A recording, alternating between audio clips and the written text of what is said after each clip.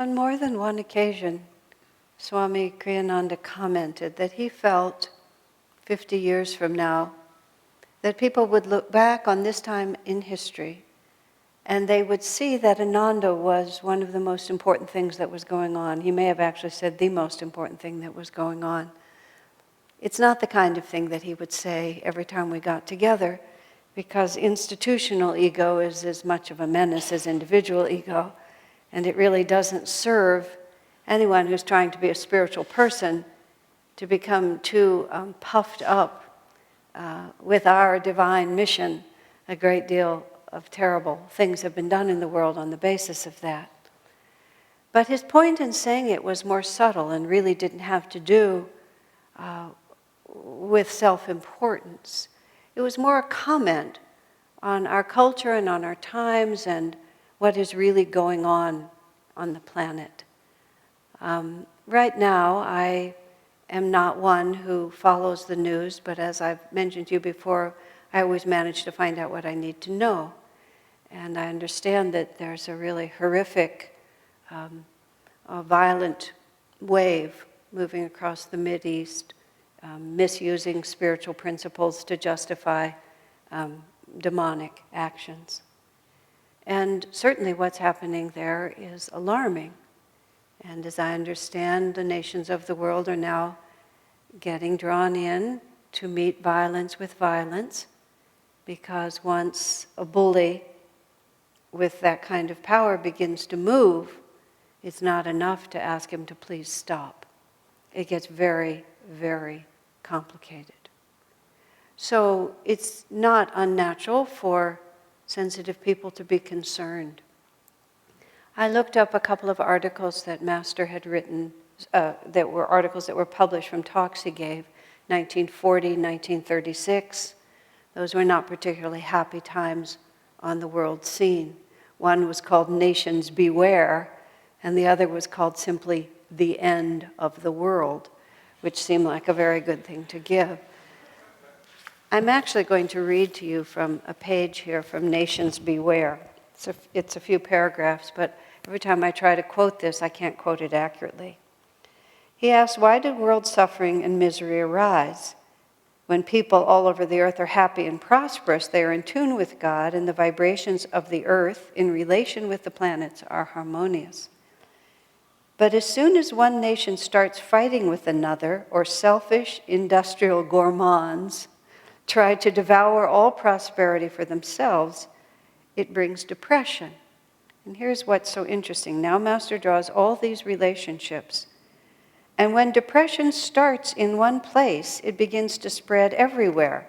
Now we would say because economies are interrelated. But he says, owing to the vibrations that travel through the ether. The last World War, which at this point was only World War I, created wrong vibrations in Europe first, and then those vibrations spread all over the earth.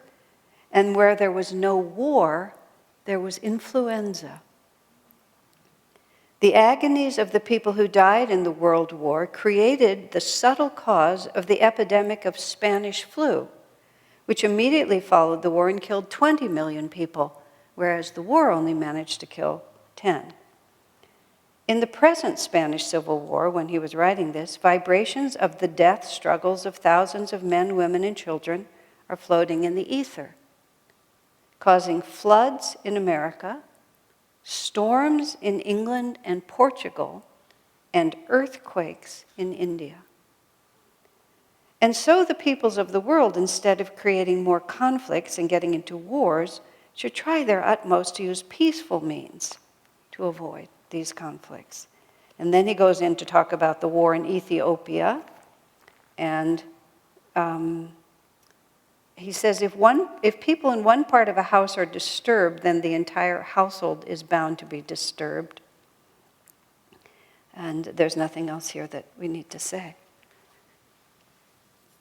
Now, going back to this theme about what Ananda is about, I mean, Master's talking about the way the planet actually works quite differently than the materialized forms that we see.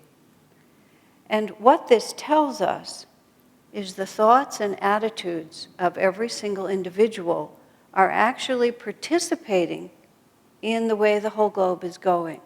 This Islamic State, as I believe it is so called now, it's impossible not to be horrified by what you see. And I'm going to say something here which I believe is true. But it is, what they are doing is nothing but the natural extension of what so many people have been doing for the last so many decades. I think I'll take it. I want sensual experience, I think I'll take it. I want intoxication and drugs, I think I'll take it. I want more money, I think I'll take it. I want to be entertained, I think I'll watch people do horrible things to each other. I want to turn on the television, I want to see families destroyed, I want to see everybody fighting. I want to see children turning against their parents. I want to see every great and noble individual in our history torn down and have whatever evil or darkness or weakness was in him raised up. That is exactly who he was. That the only thing that matters is what I can have. And there's no idealism, and there's no beauty, and there's no respect, and there's no selflessness. Where did we think this was heading? What did we think was going to happen next?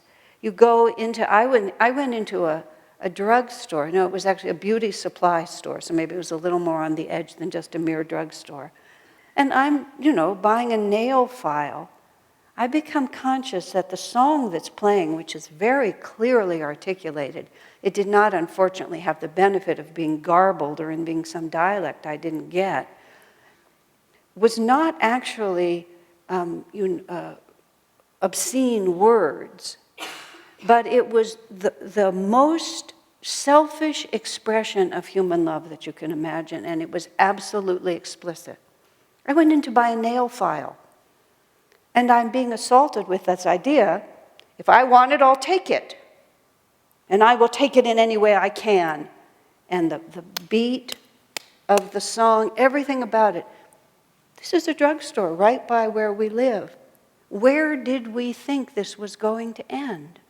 Children want to entertain themselves, so they turn on their computers and they steal things and they blow things up and they shoot things and they kill as many as they can. And yes, it's just a video game.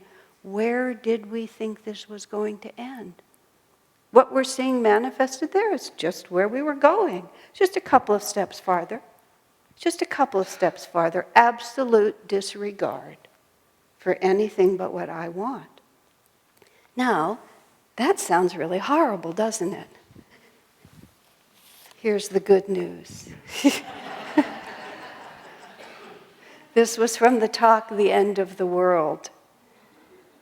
He says, still, we will find that evil destroys itself, and that the power of God marches on in the face of every opposition. So it isn't a question, really, of what we can do. Master goes on to say that the planet is like a human body. If you eat wrongly and don't exercise and drink a lot, which alcohol is a poison, and you do all these things continuously for 20, 30, 40, 50, 70, 90 years, the body gets out of balance, doesn't it? There was a gentleman in our community who recently died. He died of lung failure, and he was a good man. He did his best. 2 days before he died, he smoked cigarettes, which of course is why he had the lung problem. And you can't smoke within the confines of our apartment because nobody wants to smell it. So he would always walk out to the street. I came by, and he was in his usual spot, but he was so weak he was lying down. So he was lying down, smoking his cigarette. I mean, my heart went out to him. And I thought, oh, he's not going to last long. He died 2 days later. These forces get a hold of us. It's not like we can just casually mess around. Oh, I'll just do a little insider trading, just a tiny bit. It doesn't matter here, profits are to be made. Master tells us that it's all interrelated.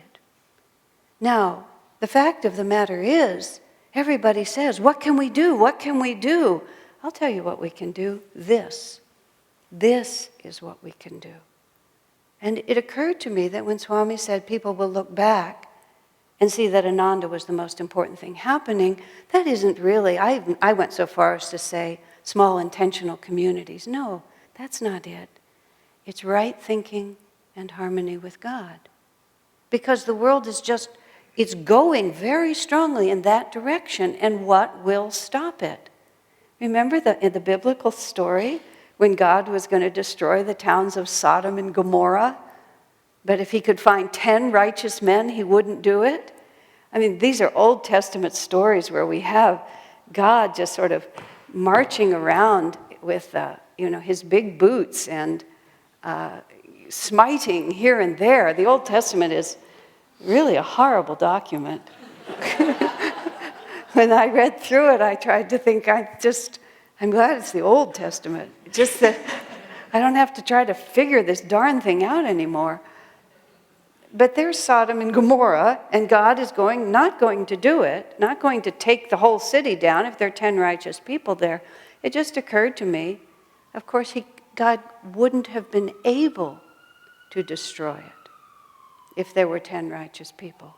Because evil always destroys itself, but the power of God perseveres against all opposition. Talking as Master is saying, it's all just vibrations playing against each other, just as our reading was talking about. We have the free will to decide whether we will think about God, whether we will go toward the light, or whether we will just drift toward the darkness. And we are in what Master called a sort of Jekyll and Hyde period, where the choices are very extreme about what's going on. And everyone who begins to put their energy, uplifting on the opposite side of whatever I want, I will take it. And as I say, we can elevate what's going on in some parts of the world right now. It's far worse than we might want to do. But every thought that we have of selfishness, of violence, of just judgment, even of doubt within our own hearts about God's own goodness. Because the other part of the challenge, the tremendous challenge for the spiritual person, is not to become afraid and not to lose faith and not to be drawn so far outside of ourselves that we begin to believe in the outside world, that we begin to believe that this world happening out here is really our primary concern. Seek ye first the kingdom of God. That's how Jesus put it. And he was talking on so many levels when he said that. I feel that we incarnated at this time because we have a spiritual responsibility. And that isn't necessarily to gather up, non-perishable foods to distribute at Thanksgiving. That is to be, each one of us, a counterweight. Be one of those 10 righteous people who are absent in Sodom and Gomorrah. Master assures us that this planet is not so bad that it will actually vaporize. He said planets disappear for one of two reasons. Either they become entirely bad or they become entirely good. And really, we don't have the good fortune of being on either side. A number of years ago, maybe sometime in the late 90s, I think it was, Swami Kriyananda made the decision to move from Ananda village where he'd lived, which had been his primary home since the village started in the late 60s, to move to Italy and set up a house in that place. And he talked about how beautiful as his living quarters are at Ananda village, it's part of the Crystal Hermitage, which is this beautiful complex of buildings and gardens and so on. And he has an apartment which is at the very edge of the mountain, which is actually 1 story lower than the rest of the building. When you're standing in the garden, you actually look at the roof of his apartment, and then his apartment is at the edge. And even though he said it's absolutely silent, and aided by the fact that he was so hard of hearing by that time, he couldn't tell that there was anybody around anywhere. He said, nonetheless, Ananda hovered all around him. I mean, literally, Ananda would happen on top of him, and the whole of Ananda focused there. And he added, he said, as important as Ananda is in his I want to use the word career, discipleship. And as important as Ananda is for Master's work, he says it isn't really the point. He felt he needed to move away from Ananda village, and he took a house in Assisi, which is separated. His house in that community is actually several miles from the community, and it's completely isolated. You go down a long road, you can't see it. It's a very small house just all by itself. Because he said he needed to be completely free to relate to the needs of the whole world and not have his thinking be influenced, as he put it, even by Ananda. And then he began to write many more books in that atmosphere, and it was exactly the atmosphere that he needed, where he could receive inspiration uncolored, even by the prejudices of his own habit and his own heart. Well, what are those needs? And I feel like what we're seeing now in the world is the real expression of those needs. Thou shalt love the Lord thy God with all thy heart, with all thy mind, with all thy soul, and with all thy strength. And then Jesus added, and the second commandment is, and to love thy neighbor as thyself. And the way Master explained that is just exactly what Swamiji was saying at the end of that film. I love everyone because I love God in everyone. And the weird way this world is constructed, nobody wants war, but all nations go to war. Nobody wants their sons to die, but all the sons get drawn into war, and all the daughters these days. And now, as Master said, with the Jekyll and Hyde nature of science, which has made our lives so comfortable, it also makes it very easy to destroy lots of innocent people in all directions. Now, this becomes for us an extremely serious spiritual test. Will I grow afraid? Will I become sort of impotently angry at the way the world is made? Will I imagine that it's not my karma to be here, I got here by accident? You know? There was a young child at Ananda at the age of 5. He wrote a letter to God, and he gave it to his mother to mail. It was sealed. Slight moral dilemma of the mother, which she solved very quickly by opening the letter. The letter said, "Dear God, get me out of here."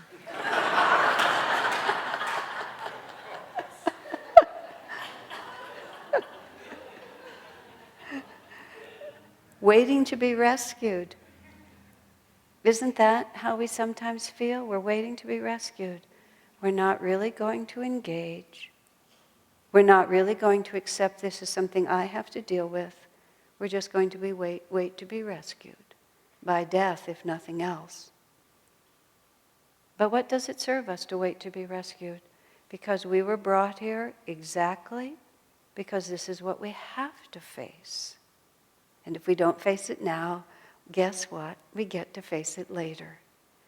There is no escape from the necessity to face what we're afraid of, to feel the power of God behind it, and to expand into that divine consciousness.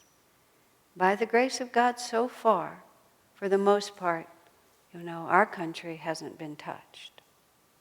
I mean, we've had our moments, and Hurricane Katrina and the coldest winter in 100 years and a whole lot of other things are beginning to happen, and I doubt if we'll be spared all the way through. The temptation to be afraid is almost irresistible, isn't it? But if we were going to design for ourselves, how can I expand my consciousness and have more faith in God? I think I'll have a very comfortable incarnation in which I get everything I want and nothing ever happens. Does that sound like that would work? Apparently it didn't. Apparently we decided that we needed to be in a world that was going to scare us and perhaps hurt us and definitely challenge us. And what we have to understand is that we have a responsibility to our own enlightenment, and we have a very specific responsibility to this planet. Master talks about Earthquakes in India start from someone dying over here. The influenza comes because of the war. It's very confusing, isn't it? For lack of 10 men, righteous men, God destroyed the cities. But we can be those. And I don't mean, oh goody, then we get to mitigate the disaster.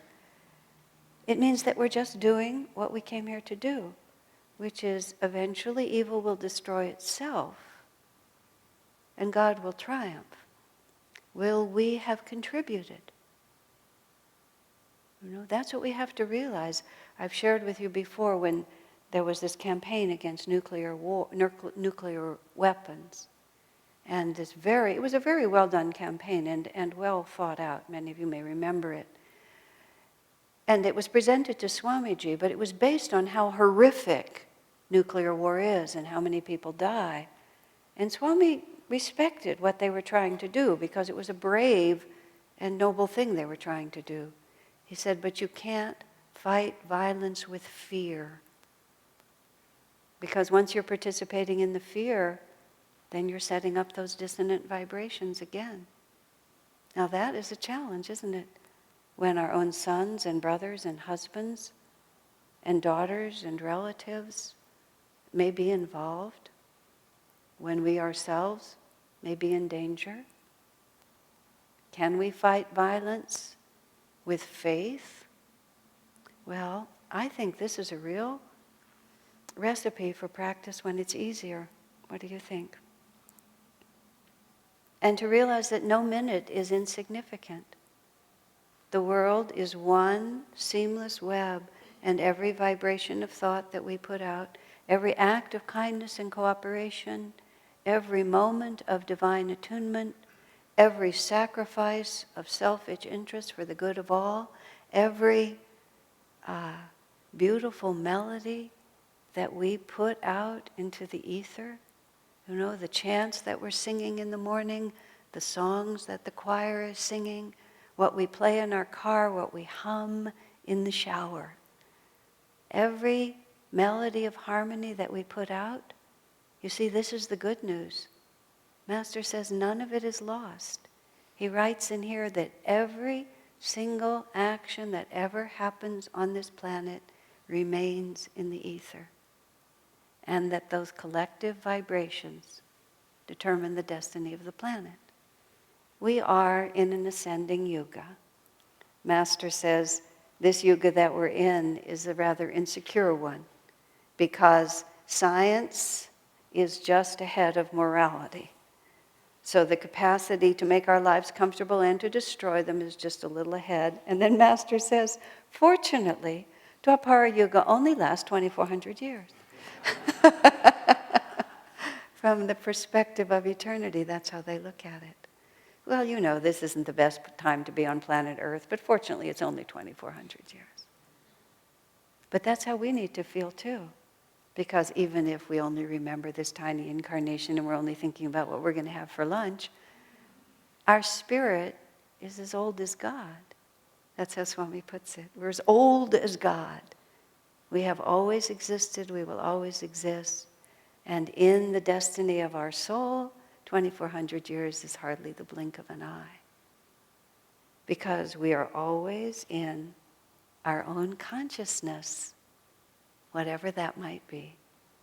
And if we make of that consciousness a garden of kindness, of acceptance, of love, of courage, and faith in God, then we will be fulfilling the purpose for which we were born.